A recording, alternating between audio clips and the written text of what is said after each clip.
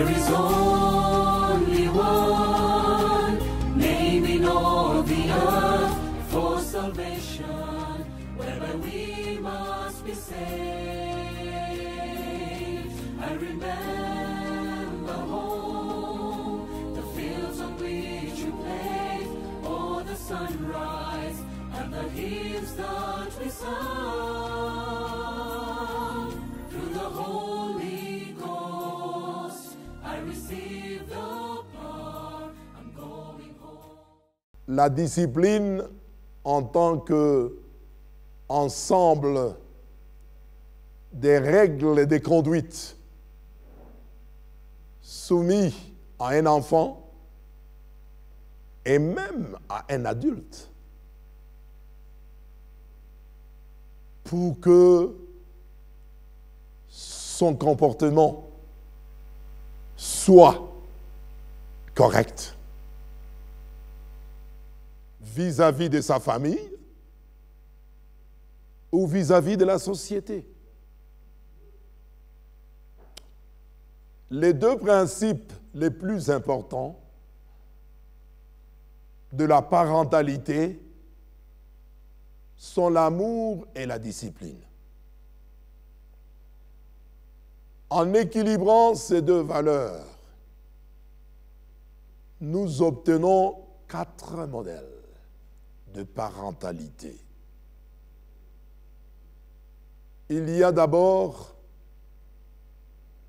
le parent autoritaire qui est très discipliné, mais peu affectueux. Par exemple, le roi Saül, en 1 Samuel, chapitre 14. Ici, dans ce contexte, les règles sont plus importantes que les relations.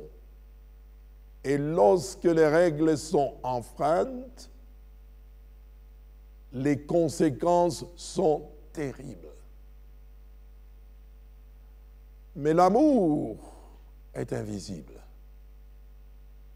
Les enfants vivent dans la peur et ont une faible estime d'eux-mêmes. Et lorsque nous lisons en Colossiens chapitre 3, verset 21, il est dit, « Père, n'irritez pas vos enfants, de peur qu'ils ne se découragent. » Deuxième chose, nous avons le parent permissif. Haut en amour, mais bas en discipline. Par exemple, le sacrificateur Élie, en 1 Samuel, chapitre 3, versets 12 et 13. Ici, c'est un cas qui représente ces parents qui veulent que leurs enfants aient une haute estime de soi. Ainsi, ils n'établissent aucune loi. Ces enfants sont complaisants et manquent de maîtrise de soi. Proverbe chapitre 13, verset 24. C'est lui qui ménage sa verge et son fils. Mais celui qui l'aime cherche à les corriger. Une autre dimension, ou bien genre de parents, sont le parent négligent. Comme Akaz, 2 Rois chapitre 16, verset 3. C'est le pire modèle. C'est-à-dire faible en droit, faible en amour. L'enfant n'est pas aimé, devient anarchique et est sujette à des activités criminelles. Matthieu chapitre 18, verset 10 dit « Gardez-vous de mépriser un seul de ce petit. » L'idéal est le parent autoritaire le parent qui a de l'autorité, comme Abraham, c'est quelqu'un qui tenait ses responsabilités en main. Lorsque nous lisons en Genèse chapitre 18, verset 19 et 22, 2, donc nous voyons que Abraham éleva ses enfants sur la discipline et sur l'amour. Ici, le parent a une relation d'amour ouverte avec l'enfant. Chers frères et sœurs, c'est extrêmement important d'être ouvert avec son enfant. Parce que cela est un gage d'un amour ostensible qui puisse également toucher l'enfant, parce que l'enfant va réaliser que le parent a des égards à son endroit. Donc, l'ouverture est très importante envers son enfant, comme gage d'un amour, un amour sincère. Et c'est le cas échéant ici avec Abraham. Il entretenait une relation d'amour ouverte avec l'enfant. Maintenant, une communication sage ne faisait que suppléer, ne faisait qu'ajouter la teneur, la dimension de cet amour que le parent Abraham exprimait à son enfant. Et quand la discipline est nécessaire, elle s'est faite dans l'amour. Très important. Quand la discipline est nécessaire, elle doit se réaliser dans l'amour. Dans l'amour le plus parfait. Dieu étant ce type de parent, Dieu lui-même en est l'exemple par excellence. C'est le pédagogue par excellence. Car le Seigneur, lui le Seigneur, châtie celui qu'il aime. Amen.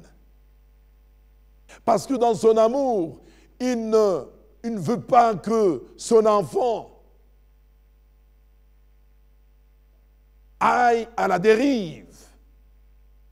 Il ne veut pas que son enfant trébuche. Et pour le mettre sur le rail, il va les discipliner. La Bible parle de plusieurs façons que Dieu utilisait pour remettre ses enfants sur le rail. Et beaucoup de parents ne connaissent qu'un seul type de discipline, le fouet. Et ça, ce n'est pas une bonne façon d'appliquer la discipline. Ce n'est pas seulement le fouet. Bien sûr, même si la Bible en parle, il y a un certain nombre de façons, comme on a dit, cet ensemble de règles, de conduite, bien sûr, accompagnées, s'il le faudra, par un coup de bâtonnade. Mais il ne faut pas que la bâtonnade soit la discipline suprême. Nous avons de meilleures façons de discipline. Par exemple, la communication. Et nous avons vu comment Abraham communiquait avec son enfant. Communication. Utiliser une communication sage. Parler sagement et activement. Ça, c'est un de deux. Écouter activement. Il y a parler sagement et écouter activement. Et ça, ce sont deux façons qui sont encore renforcer dans cette leçon. Dieu a utilisé la communication pour discipliner Balaam. Lorsque vous lisez en Nombre, chapitre 22, 12 et 28, vous trouvez toute l'histoire dans son intégralité. Deuxièmement, beaucoup de parents ne connaissent qu'un seul type. Comme on l'a dit, on ne cessera jamais de le répéter.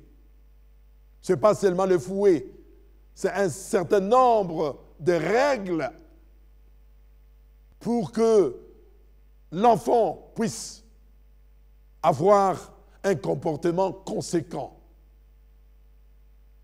Et la discipline ne sera pas seulement au niveau des enfants, même au niveau des adultes. Dans chaque société ou compagnie, il y a un certain nombre de règles à suivre, des pratiques qui constituent ce qu'on appelle discipline. Il y a des conséquences à considérer, surtout au niveau de l'enfant.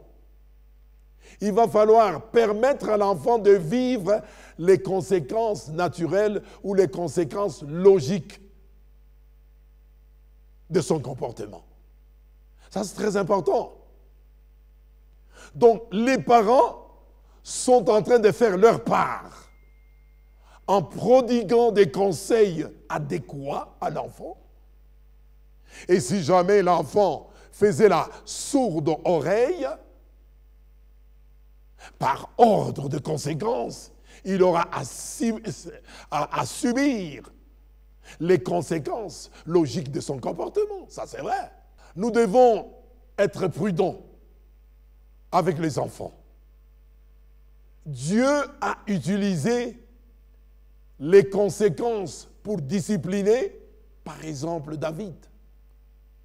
Lorsque nous lisons 2 Samuel, chapitre 12, versets 9 à 12,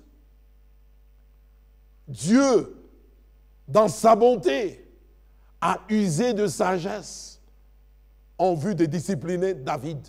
Lorsque vous allez lire in extenso ces passages.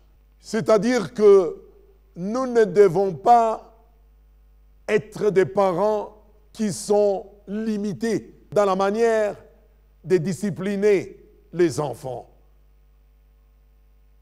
On ne doit pas avoir une certaine étroitesse d'esprit. Nous devons toujours, de temps en temps, changer le fusil d'épaule. Faire en sorte que l'enfant puisse comprendre. Vous pouvez, par exemple, utiliser certaines restrictions des privilèges. Refuser un ou plusieurs privilèges pendant une période de temps spécifique. Voilà, c'est une des manières de discipliner. L'enfant était appelé à avoir un tel ou tel privilège, mais vous dites non pendant une certaine période, pour donner à l'enfant un temps d'introspection. En l'occurrence, Dieu a utilisé la restriction des privilèges pour discipliner, par exemple, Moïse, en Nombre, chapitre 20, 8 à 12. Vous savez, cet incident. Mais ce n'est pas pour autant que Dieu haïssait Moïse. C'était pour son bien. Parce que la colère est une petite folie. Eh bien, qu'elle soit passagère ou non, Moïse devait accepter que la terre promise ne lui sera jamais un acquis, Canaan. Mais Dieu avait un plan pour Moïse, un autre plan. Et on dit toujours qui ne dit mot consent. Moïse n'avait jamais discuté, alors qu'il était à la porte de Canaan. Il a courbé l'échine, il a obéi. Mais Dieu, dans sa bonté, lui réservait encore un privilège beaucoup plus élogieux, beaucoup plus sublime que celui qu'il avait perdu celui d'entrer dans la terre promise. Il y a une autre façon, la correction corporelle ou la flagellation devrait être le tout dernier recours. Là, arrêtons-nous par là. La bâtonnade, les fouets, flagellation. Chers parents, cette façon de discipliner devrait être le tout dernier recours. Lorsque vous aurez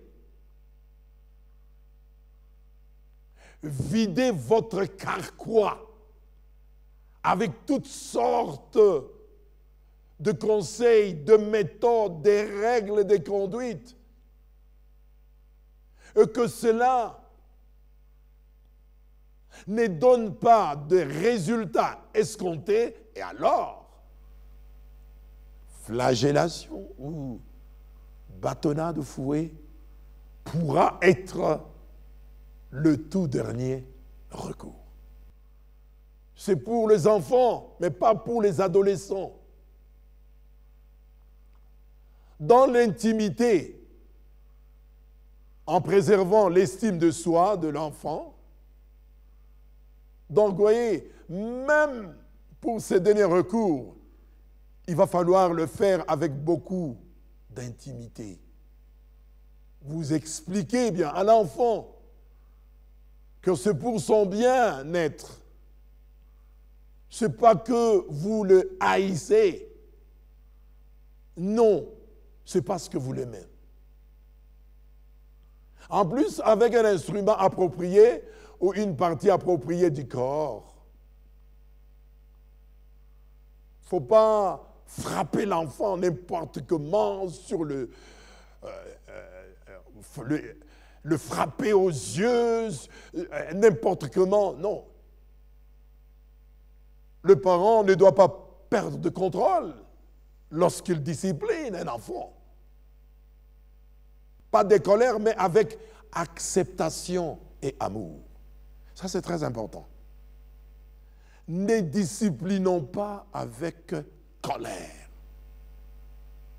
mais disciplinez avec acceptation et amour. Pour que, au final, l'enfant dit, c'est vrai, qu'il arrive peut-être à faire un mea culpa. En plus de cela, il y a des réponses que les enfants donnent après la punition, après la discipline. Certains enfants acceptent la discipline, tandis que d'autres la rejettent. De la même manière, certaines personnes se soumettent à la discipline de Dieu, tandis que d'autres sont rebelles. Les enfants qui rejettent la discipline parentale deviennent une malédiction. Qu'on s'arrête un peu par là. C'est triste. C'est triste. Lorsque un enfant flanque par-dessus bord, rejette par-dessus bord la discipline parentale, il sera l'objet d'une malédiction.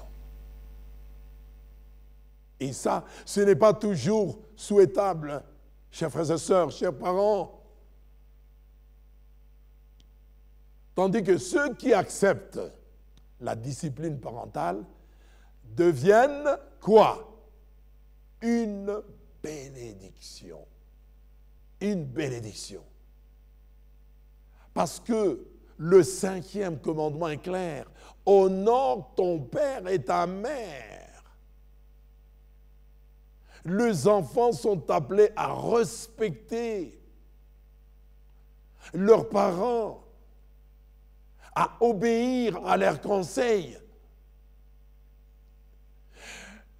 Les rejeter, c'est s'attirer des malédictions. Mais alors que les accepter, c'est avoir une bénédiction. Les belles choses dans la vie. les personnes qui rejettent la discipline de Dieu seront détruites en enfer. C'est ça. Un enfant qui rejette la discipline de son père. Là, j'attire votre attention sur une chose. Ce n'est pas en un seul jour que la malédiction survient du tout. C'est sous-entendu que les efforts ont été déployés pendant un certain nombre de temps, de jours, même de mois, pour convaincre l'enfant à changer de comportement. Donc, certains d'entre nous vont tellement vite en besogne, hein, une petite erreur, voilà, on prononce des malédictions. Ce n'est pas cela. Ça, c'est de l'arbitraire. C'est comme nous l'avions dit tantôt, après que on aura vidé complètement toutes les méthodes de discipline qu'on arrive à fouetter. Et lorsque cela encore devient comme un coup d'épée dans l'eau, c'est à ce moment-là que l'enfant pourra subir les conséquences de sa rébellion. De même que dans notre relation avec Dieu, ceux qui acceptent la discipline de Dieu vivront avec lui au ciel. Ça, c'est évident. Si vous acceptez la discipline de Dieu, vous vivrez avec lui au ciel. Moïse a accepté la discipline de Dieu, ayant été sous l'empire de la colère. Il a obtempéré, il a accepté, mais aujourd'hui, il est au ciel avec Dieu.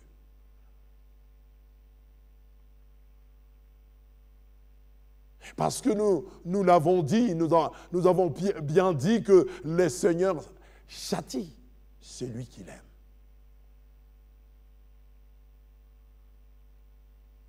Quand le Seigneur se retire, alors là, nous parlerons d'autre chose. Et c'est pour ça que la Bible, quand il parle du caractère de Dieu,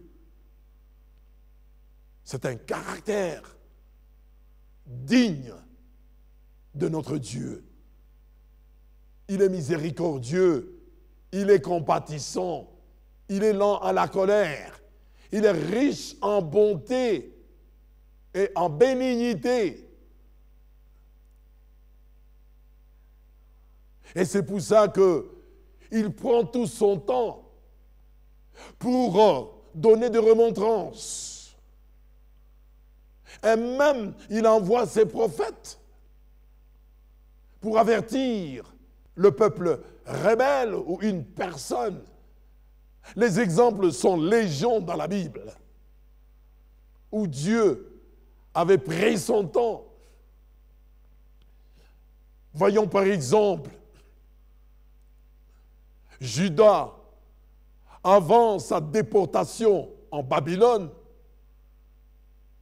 Jérémie a parlé, a harangué, a averti ce peuple pendant des décennies. Mais malheureusement, le peuple fera sourde oreille. Et d'ailleurs, malgré, nonobstant la décision de Dieu, et c'était encore une décision pleine de miséricorde. Parce que le prophète dira qu'ils seront là pour une certaine période.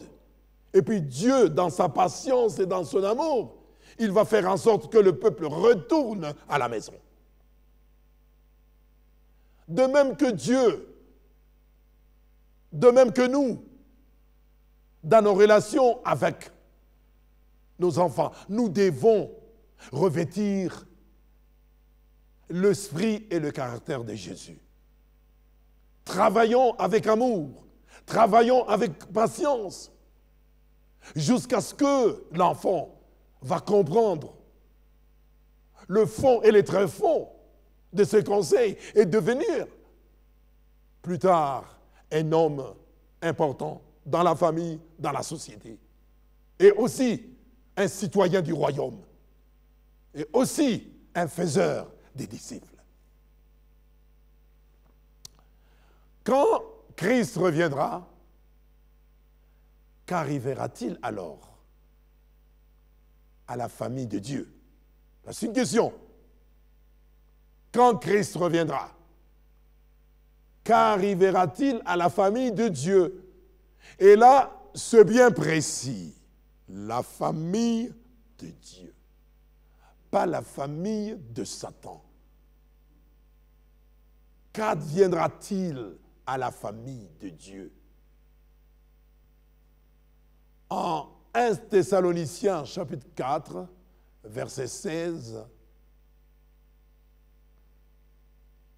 et Apocalypse chapitre 20, verset 4. Premièrement, ceux qui sont morts en Christ seront ressuscités de leur tombe. Ceux qui sont morts en Christ seront ressuscités de leur tombe. Chers frères et sœurs, nous sommes un peuple de l'espérance. C'est vrai, chaque jour, nous entendons des cris de pleurs de gens qui sont en train de perdre leur bien-aimé. Mais nous autres, nous sommes un peuple de l'espérance. Nous savons que bientôt, Jésus va revenir. Et l'apôtre Paul est clair à ce sujet, il dit, les premiers qui seront ressuscités de leur tombe, les justes qui sont morts en Jésus-Christ. Chers frères et sœurs, nous devons reconsidérer cette situation alors que nous sommes en vie. Avant que, comme on l'a dit, la glace ne se fonde. Lorsque la glace va se fondre, c'est fini. Alors que nous sommes en vie, nous devons toujours développer, en tant que parents, bien sûr, et en tant que chrétiens, une relation intime et constante avec Dieu. Tout le peuple de Dieu passera 1000 ans avec lui au ciel. Lorsque le Seigneur reviendra, les premiers à être ressuscités, ce sont les justes qui sont morts en Jésus-Christ. Eh bien, c'est comme nous l'avions déjà dit par le passé. Les méchants vivants seront foudroyés par la gloire de Dieu. Ils ne pourront pas supporter la gloire de Dieu. Ils vont mourir. Et les morts qui sont morts sans Christ, ils vont rester dans leur tombe. Et c'est pourquoi là, et les vivants sans Christ, et les morts sans Christ, c'est-à-dire ceux qui auront appartenu à Satan. Alors, qu'adviendra-t-il de cette famille de Satan? Les méchants vivants, comme nous l'avions déjà déclaré, tomberont morts. Détruits par quoi? Par la gloire de Christ. 2 Thessaloniciens, chapitre 1er, versets 7 à 9. Les méchants morts resteront morts pendant combien de temps? 1000 ans. Et cela, nous le trouvons en Apocalypse, chapitre 20, verset 5. Satan, maintenant, écoutez bien le sort de Satan, d'après les textes que nous avons mentionnés précédemment. Satan, n'ayant personne à tenter, est emprisonné sur terre pendant 1000 ans. Référence Apocalypse chapitre 20, versets 1 à 3. Et à la fin du millénaire, des événements formidables ont lieu. Écoutons bien. Enfin, du millénaire, on nous parle des événements formidables, extraordinaires, qui auront lieu. Premièrement, tous les méchants sont ressuscités. Apocalypse chapitre 20, verset 5. Deuxièmement, Satan ayant des gens à tenter est libéré de sa prison. Apocalypse chapitre 20, verset 7. Il rassemble son armée pour capturer la ville descendante. Alors que la ville est en train de descendre, lui est en train désespérément de mobiliser son armée pour lancer un assaut à la ville descendante plutôt. Apocalypse chapitre 20, verset 8 à 9.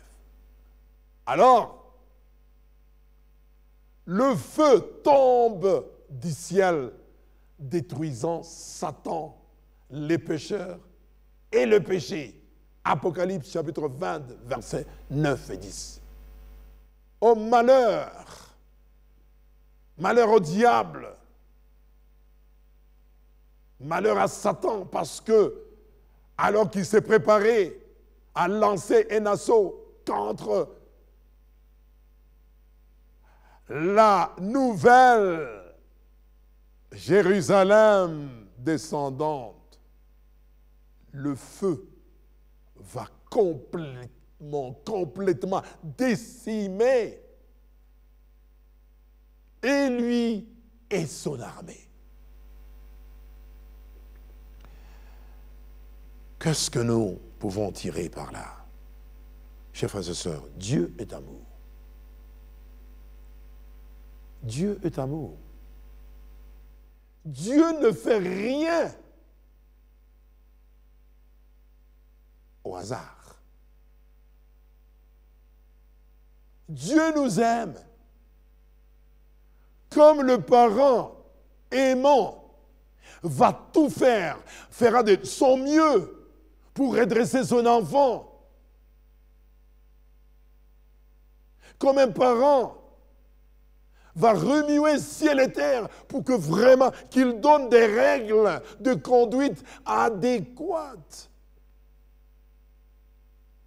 à son enfant pour qu'il soit utile à la société, à la famille et à l'œuvre de Dieu. C'est la même démarche que Dieu, dans son amour, entame. C'est pourquoi le Seigneur Jésus est en train de travailler encore aujourd'hui pour nous. Ne voulant pas qu'aucun périsse, mais que tout le monde arrive à la repentance. Et maintenant, là, nous voyons que c'est la consommation du temps. La carte est jouée pour Satan. Satan et sa famille seront brûlés pour toujours. Alors là, nous devons savoir, la Bible parle de Satan et sa famille qui seront brûlés pour toujours. Il y a eu beaucoup d'interprétations par rapport à l'expression « pour toujours ».